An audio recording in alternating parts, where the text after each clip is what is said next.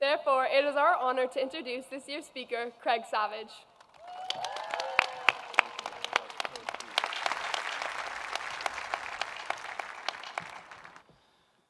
Wow, it's a lot to live up to. Thank you, Georgia. Thank you, Alex. It's very kind. I've had those two in my advisory for 4 years, and you'll never meet two more earnest or authentic kids. I'm honored you asked me to speak today at your commencement. It's been a tough year to get to know you guys behind masks and behind screens. For many of you, this is one of the few times all year you've gotten out of your pajamas. You look good. You look good, I have to say. I've taught or coached nearly this entire senior class. I had 70 of them in my AP psychology class, 15 in AP Bio, 19 in our Psychology of Leadership course, 7 of our soccer players, and of course 13 of my advisees that I've gotten to know very well over the last 4 years. In my interactions with them, it's not uncommon, as you heard, that we get off topic a little bit. Class sometimes morphs into some life advice sessions, and I slip into dad and coach mode. This year, I spent a lot of time in coach mode. I felt like every class started with a little pep talk to get us fired up. So I apologize ahead of time today if it seems a little bit like a game day speech, but it's the right setting. I asked a few of my advisees what they'd like to hear from me today, what sage advice I could offer, and Tony, who's ever so helpful, suggested that all of you would appreciate if I began with, "Let me be brief." There's somewhere they'd like to be. I'll try, but I can't promise to be brief in talking about such an unprecedented year. A year when our football team won another state championship, only to be upstaged by our rover team winning a world championship. When some of our labs were conducted in garages and kitchens, and our onstage theater productions were produced as film. When our classes were virtual and our community service hours were strangely detached from the community. It was one of the most confusing, uncertain, disorienting, and complicated years we've ever experienced. It's a year where we had to say no to a lot of things. A year where we didn't get to do a lot of what we wanted to do. A year that we were disconnected and forced to stay inside the box. Literally, inside a box. Inside of our houses and inside of our computers. For many of us, at times, it felt like a kind of check-the-box year. Let's just get it done and get it over with. And here we are, at graduation, finally. And it's easy to think about just writing this year off as an anomaly and working hard to get back to normal. But I wonder, should we instead be thinking and planning for a future that's better than normal? Maybe we should take time to reflect on what this year has taught us, how we may have changed, and where we go from here. The greatest lesson I culled from this year is that teaching and learning is quintessentially a social endeavor. You cannot do it maximally, barely effectively, at distance through a screen, at least not for any extended period of time. Now, don't get me wrong, we did an amazing job at Parrish, pivoting on the fly a year and a half ago, preparing all summer to teach in multiple modalities to provide the best educational experience we could in the face of massive uncertainty. And you students showed an amazing amount of flexibility and resiliency. But I think most of us would agree that while we got by, we didn't thrive. We performed better than most institutions, but we were not at our best. My colleagues and I found ourselves constantly exhausted, and the students struggled with their motivation much earlier in the year than usual. Why? Because we need each other. We miss the energy created by social engagement. We're at our best when we're together. Humans are social animals. We're not designed to go it alone. And learning is a social phenomenon. I need to see my students in that moment of frustration, and I need to see them in that moment that they get it.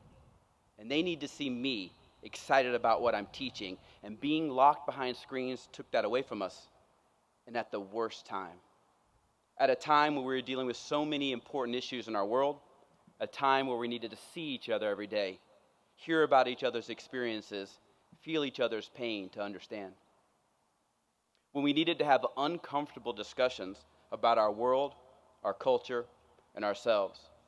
Instead, we were stuck at home in front of screens, engaged in one-way communication, working on our own, consuming social media and traditional media, and being let down by both because what we needed was authentic engagement and connection that was hard to come by inside those boxes. Thankfully, it's time to start coming back out into the world. Like bears from hibernation, it's time to feast.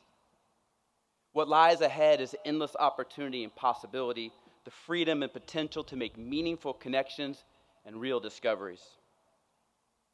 The typical college commencement speech ends with the message to students to go change their world. I say that's a charge delivered 4 years too late. We've just spent a year locked down, holding back. Don't wait 4 more years to start making a real difference in yourself and your world. You're ready now. Your time and tuition dollars are worth more than checking boxes. Don't spend the next 4 years passively attending lectures, taking tests as summative assessments, and churning out papers. We know you can do that. We challenge you to do more. Use the next 4 years to explode out of this box. Pursue every intellectual passion you have. College may be the most fertile intellectual soil you ever occupy. Use it. Go beyond the prescribed curriculum. Get involved outside of the classroom. Get behind the curtain. Get to know your favorite professor. Ask what they do when they're not teaching, and then ask if they need any help. Get involved in a movement. Design an experiment. Start a foundation. Keep asking questions that push you and those around you outside of those boxes. The poet David White says the marvelous thing about a good question is that it shapes our identity as much by the asking as it does by the answer. Keep asking. Say yes to opportunity. The best ones reside outside the box. Try something new. And let's embrace a new definition of failure. Like Thomas Edison said about the long road to the light bulb, we haven't failed. We've found 10,000 ways that don't work. Finding what doesn't work is useful knowledge. And remembering that is the key to our resilience. It allows us to pick ourselves up and start over as many times as necessary, again and again, until you find your light bulb, whatever that may be. So get out of the box. Feast on life. Let's not go back to normal. Let's be better and more engaged than ever before. So how do you do that?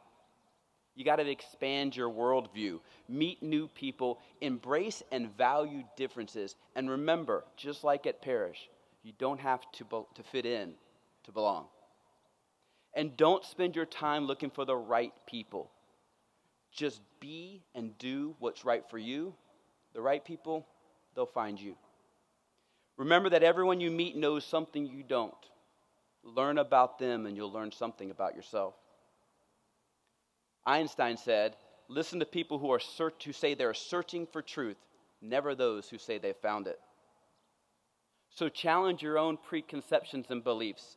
Think like a scientist.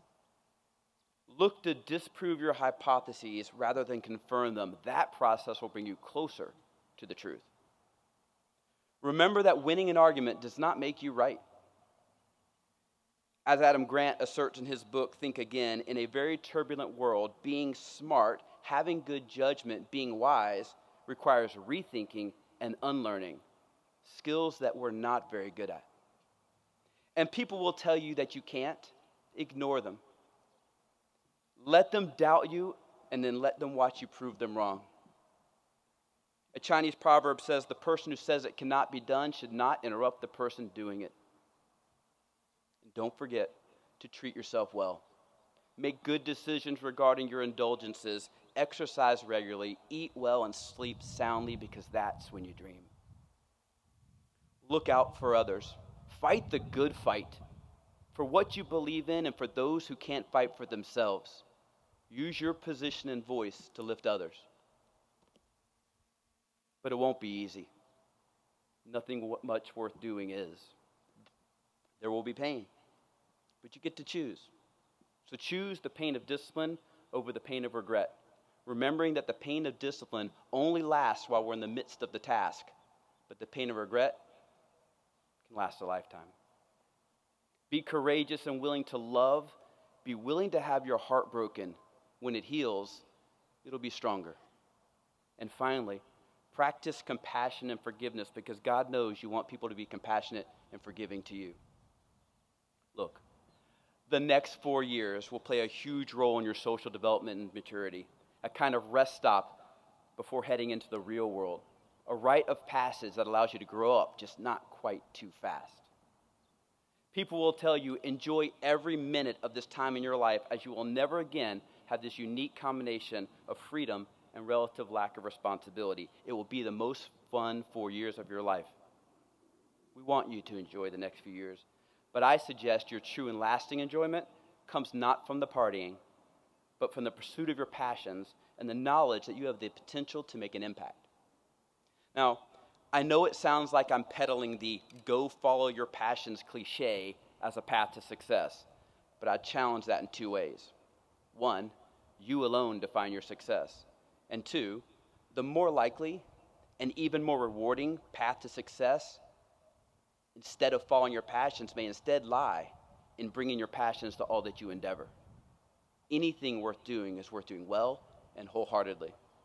You see, the research on happiness suggests that most people are happy when they're engaged in meaningful tasks. Heed the words of Nancy Moschel, who says, the chief cause of failure and unhappiness is trading what we want most for what we want now.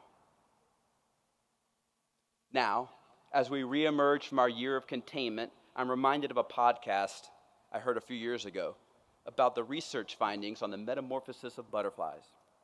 Bear with me. Scientists take the caterpillars, when they're caterpillars, and they teach them to avoid certain odors by associating that odor with an electric shock. Then the caterpillars go into the pupa state, the cocoon. And you might think that a caterpillar just grows legs and sprouts wings, but that's not what happens. If you open up the pupa during development, you'll see that it dissolves into a slimy mass of goo and then reforms itself into a butterfly. Now stay with me, here's where it gets cool. Once the butterfly emerges, it still knows to avoid the odor. The learning, the memory, made it through the transformation. It made it through the goo. So why do I tell you this? Well, it's to assure you. You're all about to go into a cocoon of sorts, turn into goo, remake yourselves as butterflies, change your world, but do so with confidence, because you won't forget the odor. And I don't mean the varsity locker room. I'm talking about the essence of your parish experience. You have learned the skills and traits to be successful, but most importantly, you have the core values of wisdom, honor, and service. And you have the support of all your family and friends and teachers who are still going to be here, backing you no matter what. And the connections you've made here are something to hold on to, but also a template to build on. But, unlike a butterfly, it is our hope that you never see yourself as a finished product. Your goals and standards should be high enough that they're nearly impossible to meet. You should always be a work in progress. The artist Michelangelo said, "Lord, grant that I desire more than I can accomplish," which reminds us of one of his most famous works, the ceiling of the Sistine Chapel, where we see Adam with his finger outstretched, close to, but not quite touching, the hand of God. It's the reaching that matters. You see, you thrive not when you've done it all, but when we still have hope to do more. And this idea applies not only to our work, but also to the development of ourselves and our character. One last thing, and I promise this is the last thing. As you continually remake yourself, we hope there is one truth you can be certain of, and that is that true beauty is found in kindness. Class of 2021, we're proud of you. We know you're ready. We wish you all the best. Go feast. Thank you.